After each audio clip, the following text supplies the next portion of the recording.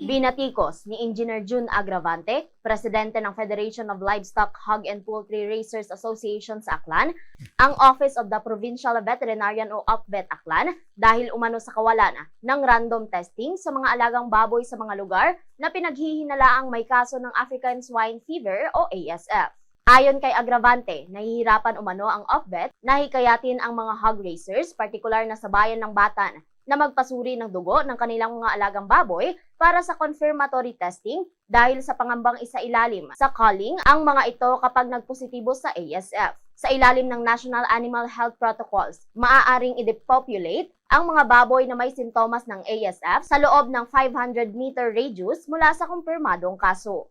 Nanawagan si Agravante sa pamahalaang panlalawigan ng Aklan na agarang kumilos upang maprotektahan ang hog industry sa lalawigan. Hiniling din niya kay Governor Joen Miraflores na maglabas ng executive order para ipatupad ang national price ceiling ng live hog sa 210 pesos kada kilo sa halip na kasalukuyang presyo na nasa 170 pesos hanggang 190 pesos kada kilo upang hindi umano malugi ang mga magbababoy. Samantala, sinabi rin na Agravante na nananatiling kapos ang supply ng karne ng baboy sa Aklan dahil sa paghihigpit ng pagpasok ng mga baboy at pork products kasunod ng muling paglitaw ng mga kaso ng ASF sa mga karatig probinsya ng Iloilo, Capiz at Negros Occidental. Hinikayat din niya ang mga hog raisers na mahigpit na sundin ang mga biosecurity measures kabilang ang paglalagay ng trapal sa paligid ng babuyan, regular na pagdidisinfekta at wastong pagtatapon ng mga kontaminadong kagamitan habang isinusulong ang pagpapalawak ng random testing sa iba pang mga bayan sa lalawigan. Sa kasalukuyan,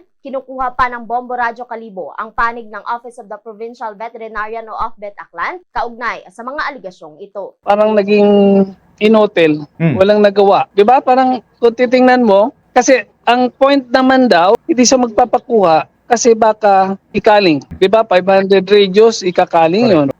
Pero kung ako farmer, yan ang inaano namin sa mga members, hindi lang pang personal ito na concern na sakaling meron ka, patest ka para maagapan. Si Engineer June Agravante, presidente ng Federation of Livestock, Hog and Poultry Raisers Association sa Aklan, sa kanya naging pahayag. Para sa Bombo Network News, mula rito sa Bombo Radyo Kalibo, Bombo Ashley May Pamaos nag-uulat, and this is Bombo Radyo Philippines, the #1 radio network in the country, your trusted source of news and information, Basta Radyo.